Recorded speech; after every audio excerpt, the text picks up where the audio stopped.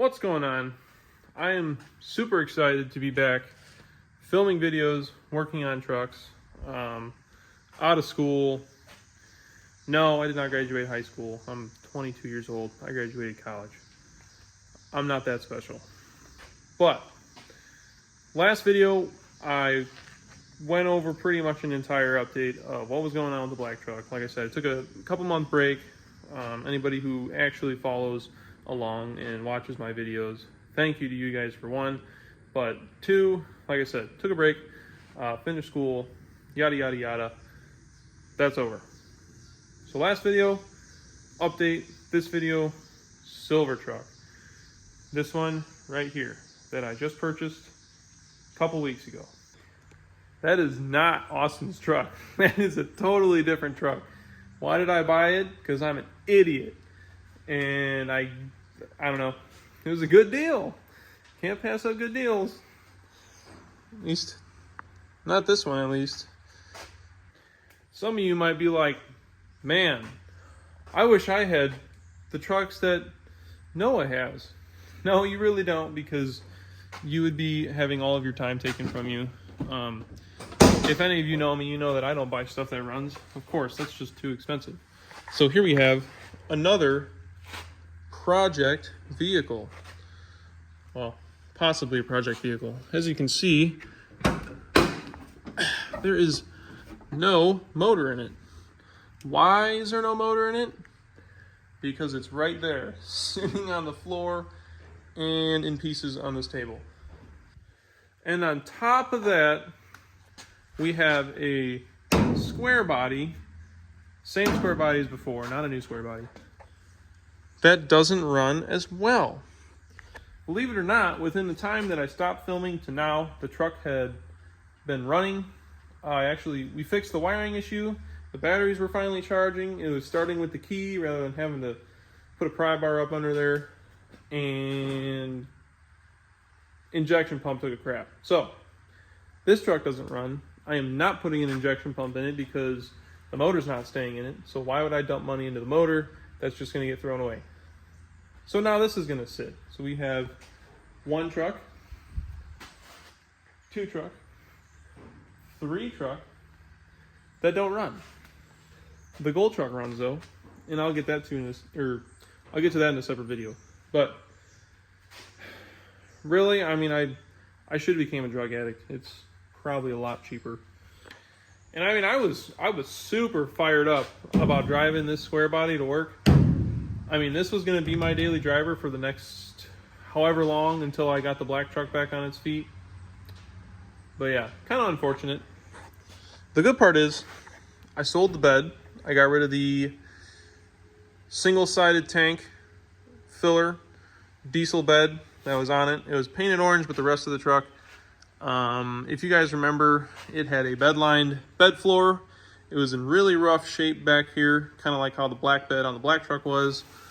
So I ended up buying this bed off of my dad because he bought the roller for his square body with this bed on it. So really good deal for me. I sold my bed and bought this bed for the same amount. They're in relatively the same condition. He probably undersold it to me, but that's just the perks of being his son. So, good for me.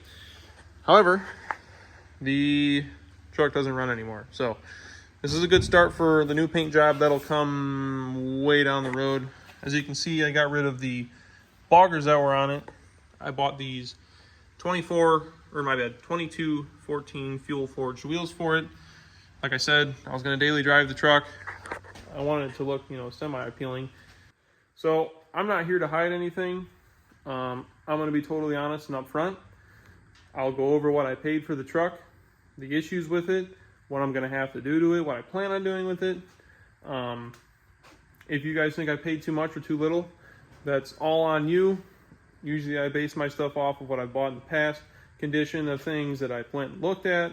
So I picked this truck up for $6,500, got it shipped to the shop for $500, and it came with pretty much everything to put it back together. Motor and transmission were already out of it. The motor was having issues, which I'll be going over in just a second, but this truck is a very clean 2006 LBZ. Just a standard interior, nothing too crazy. It's not fully loaded, there's no sunroof. I don't even think the seats are power, but it has a full center console, push button 4-wheel drive. So it's got some different options. And then as you guys can also see, it's got some paint matched onto it as far as the mirrors, the tail lights and the bumpers. The third brake light up there is paint matched. And then I believe the whole truck was actually repainted at one point.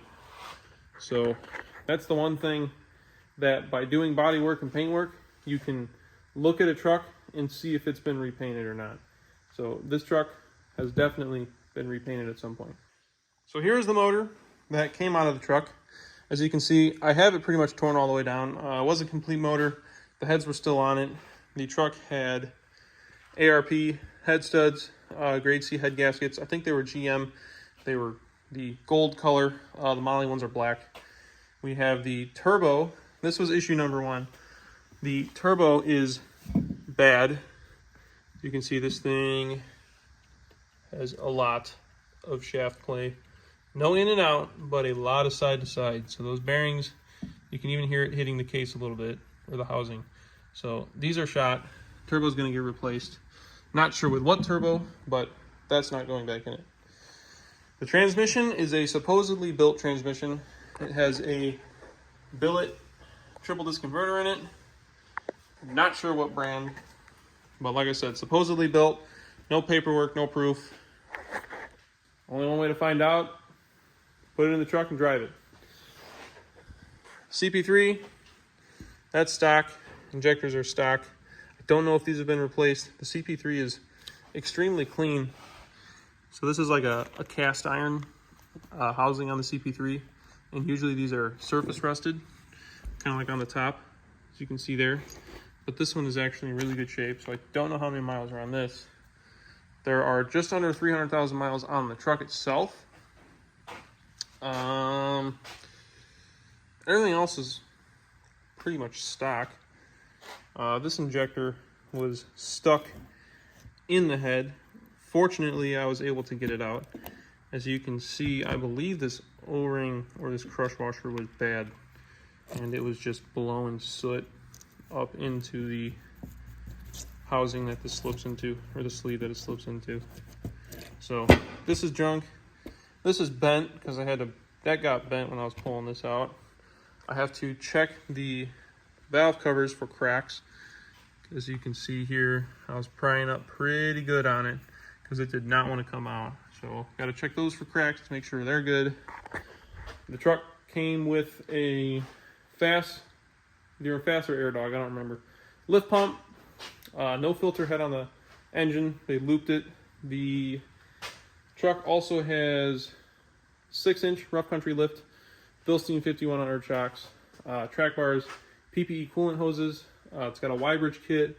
It's got a 3-inch downpipe. There is an HSP hot side pipe right there.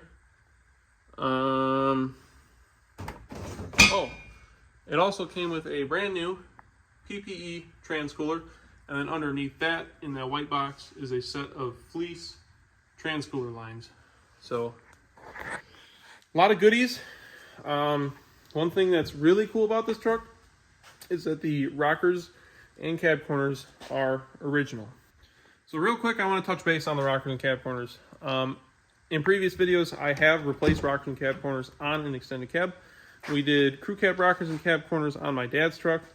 There is a really good way to tell if they've ever been replaced, if it's a really good job. So some people can do a phenomenal job replacing rockers and cab corners to where you can barely tell that they've ever been replaced. A lot of times, that's not the case. They're like slapped on there and there's Bondo and crap on it, and it just, you can tell that it's not factory. But like I said, some people do a really good job. There is one way to spot if the cab corners and the rockers are still factory, and that is by looking at these seams right here. So there's one there, there's one here, and I believe there are 2 more in the back.